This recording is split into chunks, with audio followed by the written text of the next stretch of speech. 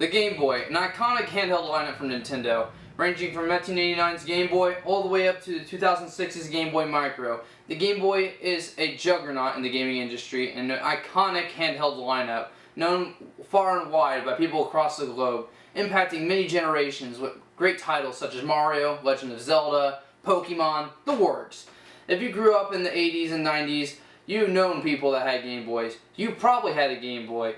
Everybody had a Game Boy. It was everywhere. Even if you weren't into the gaming industry, you knew of the Game Boy. This system was a massive success for Nintendo, with the original models with the Game Boy Pocket and the Game Boy Color selling 118 million copies, and with its successor, the Game Boy Advance, and all its iterations selling another 81 million on top of that. The Game Boy, interesting thing to note about it though, is that with the original system, it didn't get a true follow-up until 11 years after its initial release. Which, while it did get slimmer revisions like the Game Boy Pocket, and then got enhanced screen variants with the Game Boy Color, adding color. Fancy, I know, crazy. But the fact that they included that stuff, Nintendo lumped these things together. Like, they never really considered the Game Boy Color a true successor to the platform, and the Game Boy Advance is what they considered the first true successor to the original Game Boy. However, what if I were to tell you that Nintendo actually did try to succeed the Game Boy much sooner than they actually ended up doing with the Game Boy Advance? And in fact, they did that like 6 years after this system launched, but it failed so badly back then that they just dropped it like a dirty shirt. It's kind of just this weird, awkward stage in the Game Boy lineup, the adolescence period, as it were. Everything in the world has that weird, awkward stage, whether it be people or companies or devices, you know. There's that weird, awkward stage of smartphones where they weren't really that smart and they were quite dumb. You got teenagers when they get to that adolescence period where they just get awkward voice cracks, they have like awkward mood swings, get a lot of pimples and zits, not really pleasant to look at. And the Game Boy is no different. So, how is it the awkward stage? Well, I think the best way to show that is to just put it on the table and let you just take a good hard look and come to your own conclusion as to why.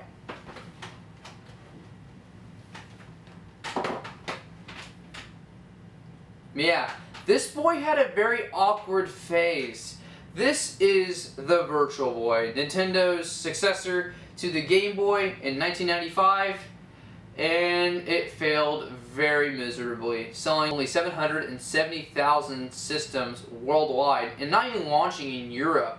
And I think you can look at this thing just for a little bit and then you can just, I think you can just easily figure out that this thing was not going to succeed the Game Boy very well. I mean, you can look at the Game Boy, and while the original model was pretty bulky, it was still portable. You could still fit it in your pocket. This thing is technically portable, having battery-powered options, but this is not something you want to be toting around all the time, and it's not very convenient to play out and about. After all, this thing requires this stand for the device to sit on to play through, and the system has its own controller that you play with, and playing the system requires you to put your head into these pair of goggles staring in there in order to play the games. So, very much different from what the Game Boy was. This thing is still considered a successor to the Game Boy, at least in my eyes, and Nintendo marketed it that way back in the 90s as well. But obviously, it's a very awkward phase for the Game Boy. Nintendo is just like, this is a phase, guys! This is a successor to the Game Boy! And then they got over that phase 9 months later and decided to scrap it. What are you going to do?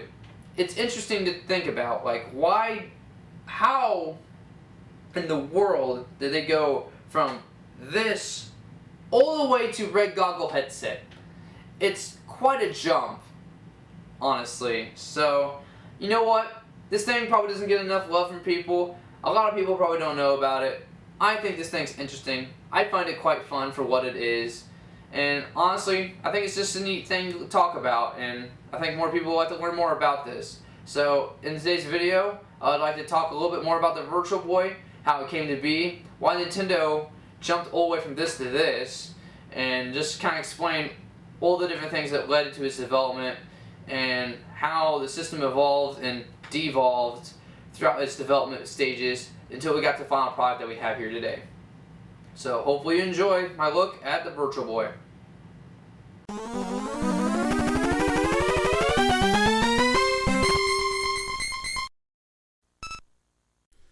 In 1985, a Massachusetts-based tech company known as Reflection Technologies developed a new LED eyepiece display that could generate 3D images by using two offset displays. The parallax effect from viewing these images from each eye would create the illusion of a 3D image when used properly. Reflection created a prototype device with this tech that they called the Private Eye, which featured head tracking capabilities, and they pitched the device to many different tech companies in the hopes to bring the idea to market. After failed attempts to get electronic companies such as Mattel and Hasbro to hop aboard on the project, Reflection turned their eyes over to the video game industry in the hopes of finding interested parties in the tech. After meeting with Sega and being shot down, Reflection finally managed to find a buyer for the tech when Nintendo showed great interest in the device. After a pitch meeting in Tokyo, Japan, the father of the Game Boy, Gunpei Yokoi, was very intrigued with what the Private Eye could do. At this point in time, Yokoi was looking for a new project to work on that would offer unique gaming experiences, and the Private Eye seemed to offer that innovation that Yokoi was looking for. He saw the potential of the device and knew that it would take a long time for the competition to replicate it, allowing them to gain a strong foothold on a possible new market. In the early stages of development, the system was known as VR32, a VR headset with 32 bits of processing power. It was said to be a portable, head-mounted device that would feature head-tracking technology and offer immersive gaming experiences with a 3D display. As development went on though, the project began to stumble leading up to the release and would continually be scaled back in scope. By the time the console was first shown to the public at the Shoshinkai trade show in 1994, the system had already been gimped in comparison to what they originally set out to achieve. In order to make the system relatively affordable, many of the features of the system had to be pared back. The display tech to create the 3D images could use only red LEDs for the final product, since they were the least expensive ones at the time to produce. Including a wider color range would have been possible, but would have raised the price by a significant amount for the final product. Also, worries began to emerge in the company about the radiation that would be emitted by the chips, and the effect it would have on the users given that their heads would be right in front of the device, so metal shielding had to be put around them to contain the radio waves. This in turn increased the weight of the headset, which led to neck cramps if it were to be worn, forcing Nintendo to instead create a stand to mount the headset onto. This was also probably done to alleviate the worry of many parents that their kids would walk around with giant headsets that would obscure their vision. A consequence of having this now be a mounted on a stand device was that the head tracking was now completely off the table, while the system was now standing on a table. A lot of stuff had to be scrapped in the development of the Virtual Boy, and what still remained left concerns, mainly with eye strain. People got to try the Virtual Boy in demos of Galactic Pinball, Telero Boxer, and Mario Bros. VB at the Shoshinkai training show were already experiencing eye strain from the red displays. To combat this, Nintendo had to implement automatic pausing function into all software for the platform to encourage players to take breaks after short play sessions. They also had to get Reflection Technologies to have research done by eye specialists to ensure that the screen tech wouldn't cause any permanent damage to people's eyes. Though the results actually came back fairly positive about the 3D screen tech, it did have a side effect of possibly causing development damage to children under the age of 7, forcing Nintendo to plaster a bunch of warnings on the box that kids under 7 shouldn't play the device. Even after all of this, Nintendo decided to push the hardware out the door in the summer of 1995 before it was fully completed, so that all development resources that were being used on the Virtual Boy could then be moved over to the N64 that was set to launch in the following year. The Virtual Boy that we got barely resembled the original vision that they had set out to achieve. Instead of being a VR gaming device and turned into a glorified Viewmaster that could only display red, was not very portable, required a stable surface for the not very stable tripod stand, and still costing $180 at the launch in '95, so it's no surprise the system failed to catch on. This isn't even considering the poor marketing for the Virtual Boy, which portrayed it like some sort of Terminator or horror movie villain out to get your eyes. Not only could the Virtual Boy not provide an immersive VR experience like it was originally planned, it was too far of a departure to be a worthy follow-up to the relatively compact and portable Game Boy line. Despite the failure of the Virtual Boy to take off in the gaming market and Nintendo's unwillingness to acknowledge the system outside of some cheeky references here and there, I personally find this Virtual Boy console very fascinating and really enjoy it. In North America, the Virtual Boy only had about 14 games that launched total, but despite the fact that it has a very small library, the quality over quantity ratio of this library is very good. And at some point in the future, I'd like to talk about every single one of those games. But for today, I think I want to just go ahead and focus on unboxing the Virtual Boy, showing what the experience of that is like, and then also probably show off the packing title that came with the system, Mario's Tennis. So without further ado, let's get back to unboxing the console. The system launched in Japan on July 21st, 1995, and in the US on August 14th, 1995. In terms of the packaging of the system, I think it's very well done. The box has a red and blue motif to it, which is fitting since Budget 3D would use anaglyph glasses of the same color scheme.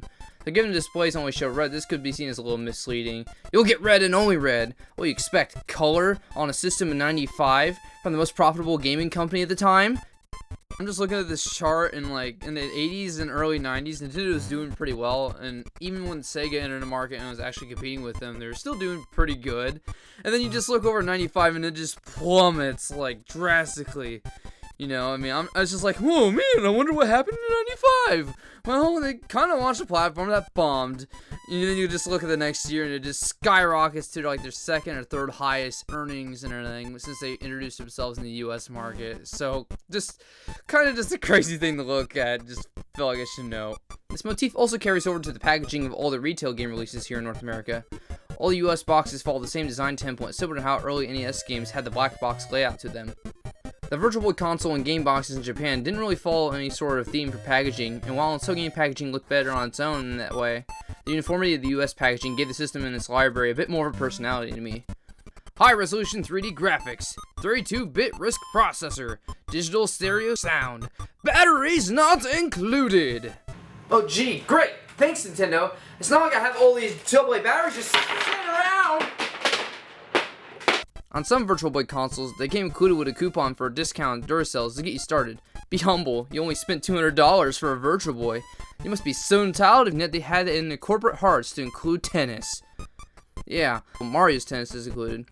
I guess in 1995, Mario had a claim to ownership of the sport of tennis. I guess he lost those rights for later entries, though.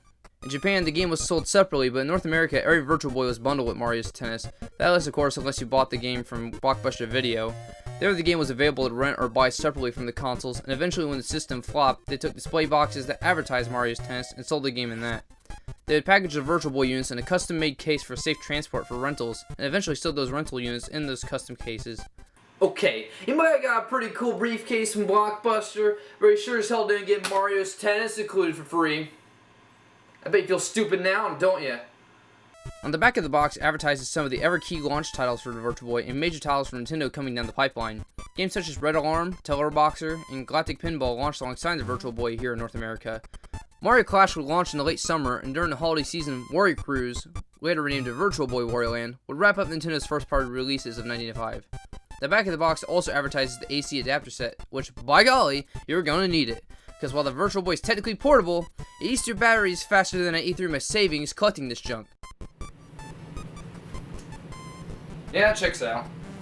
The back of the box makes a point to state that the system requires 6 AA batteries to even function. Estimated battery life is only about 4 hours, which is abysmal, even for 95. It may seem longer though, since you'll most likely play this device in shorter game sessions compared to me. Oh yeah! 3D graphics, baby! Oh!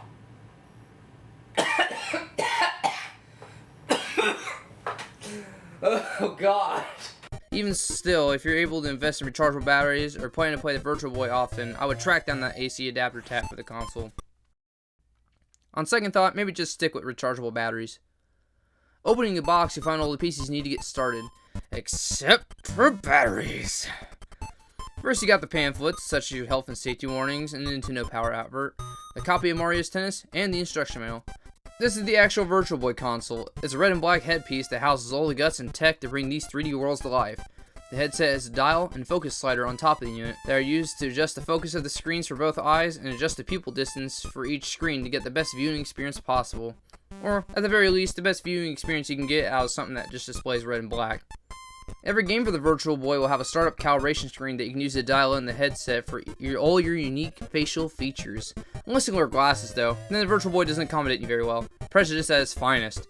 Imagine being a kid, begging your parents to get you a Virtual Boy for your birthday, to only get it and have Nintendo just give you a metaphorical middle finger just telling you you do not get to enjoy the privilege of seeing this console and its 3D capabilities.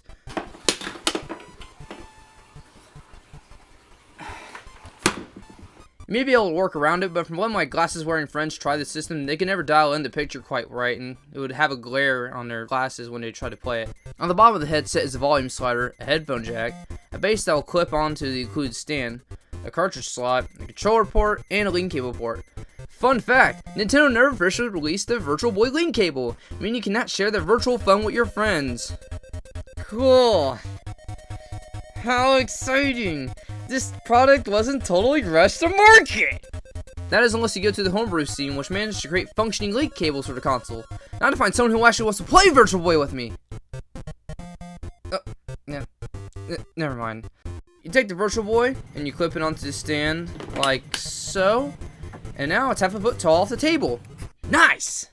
The final piece to the puzzle is the Virtual Boy controller. The controller has a symmetrical design motif for it, which makes it easy to know where the buttons are located when peering into the headset, but not easy to know what buttons are.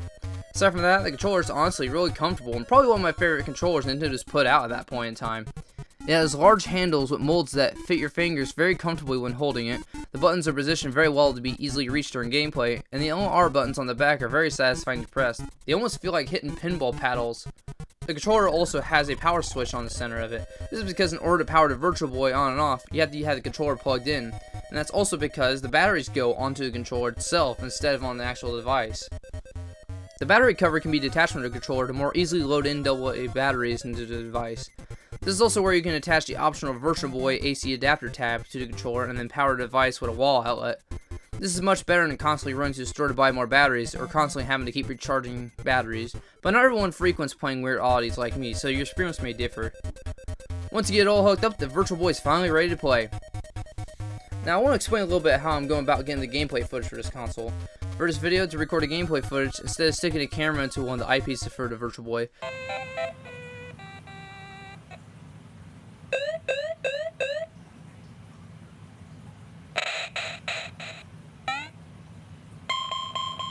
I'll be instead going to a second modified Virtual Boy console I bought. This Virtual Boy is modified to have video output capabilities with a mod board created by Furtech and is placed into a custom printed Virtual Boy housing. I will be discussing the gameplay experience of playing on the actual hardware as well as how it is to play on a TV to get an impression of how the games differ for playing on different displays than intended. This is for all you people who don't want to play on an actual Virtual Boy to avoid the eye strain and instead are just going to pirate it. I don't blame you. It's probably the easiest way to get a hold of these games. For future videos, I'd like to discuss all the games that came out for the Virtual Boy here in North America, which only amounted to about 14 games total, so hopefully it won't take me too long to get to it, but then again, free time is limited. Now I'm just going to talk about the game that came with the Virtual Boy, Mario's Tennis.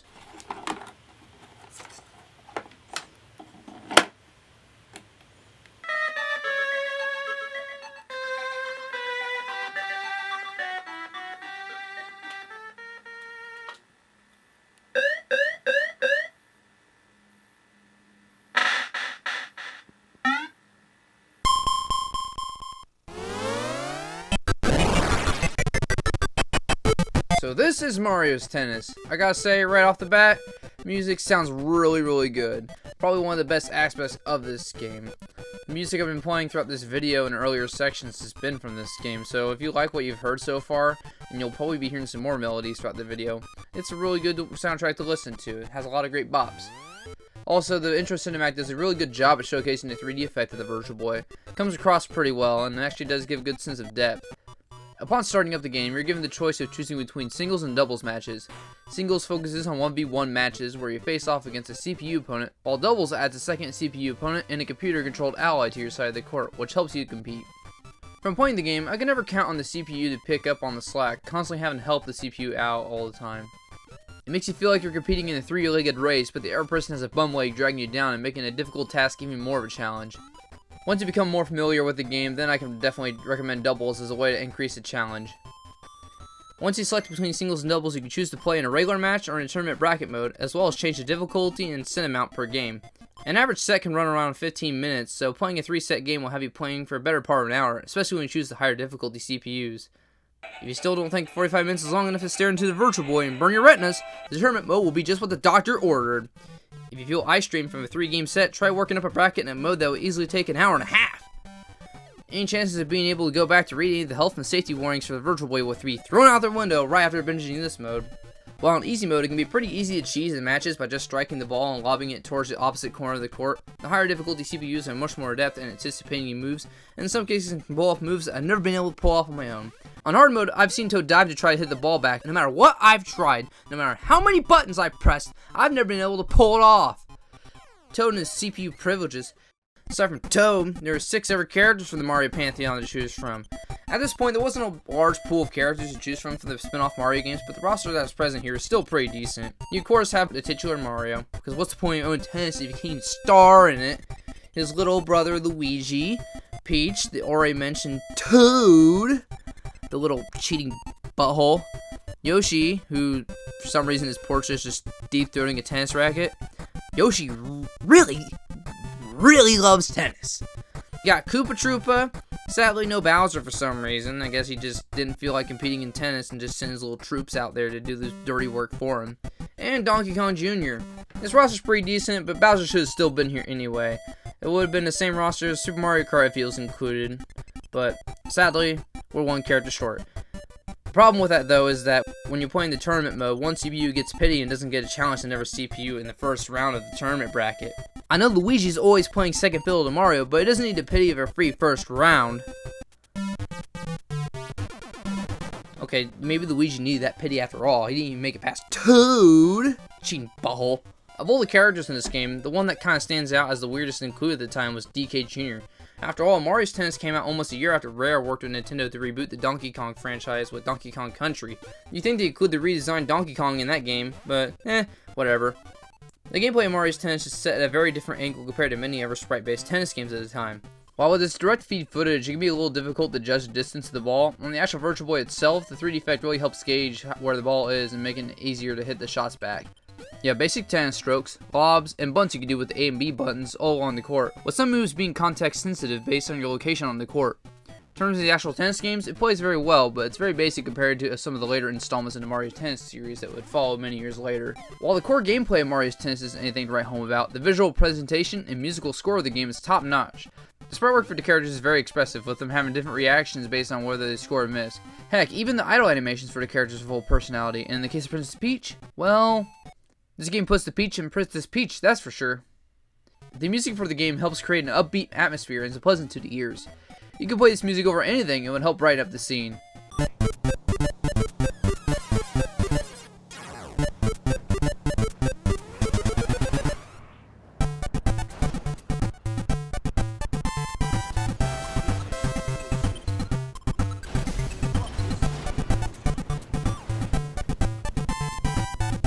At the end of the day though, despite the great presentation visually and audibly, the core gameplay isn't something I feel like would hold many people's attention long term, and it especially doesn't do a good enough job to convince skeptics that the Virtual Boy is a must-have gaming platform.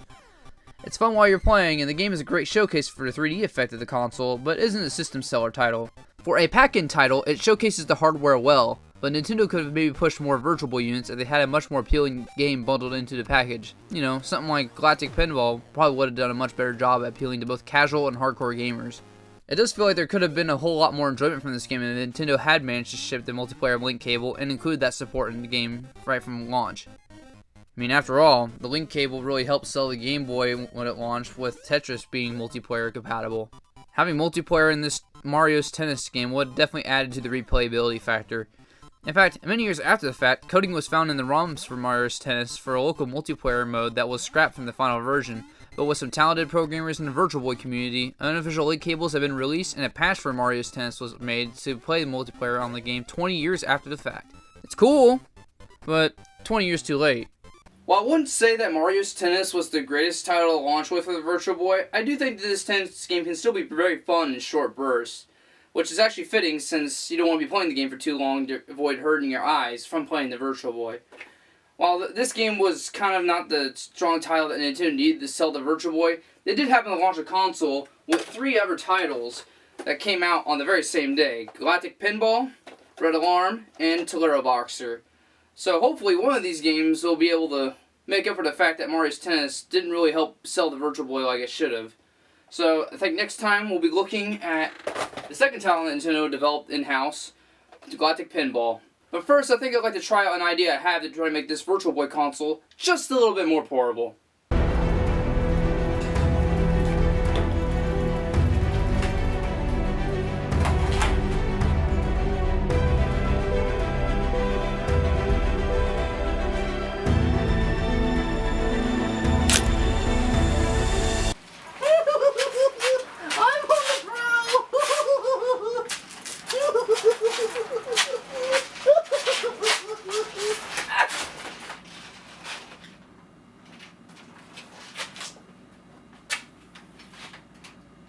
probably good enough.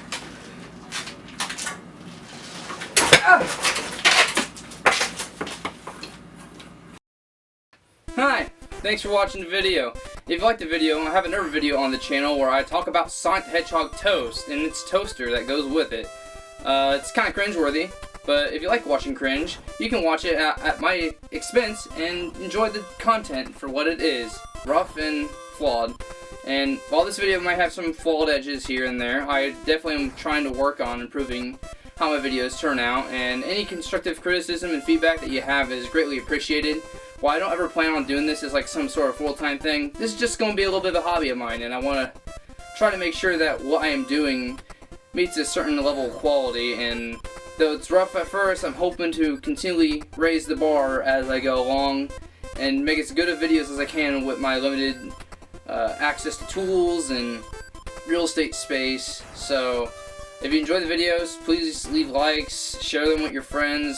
I just appreciate anybody that does take the time to watch a video and to engage with the content I produce. If you want, also, I got some shorts on my channel that I've created that are just little animated skits, so if you like little short funny sketches and everything that I made in my free time on some computer editing software, you can take a look at those too. Well, with that, I'm to be seeing you guys next time with another video, and hopefully it won't be too long before I can get it out. Until next time, see you later.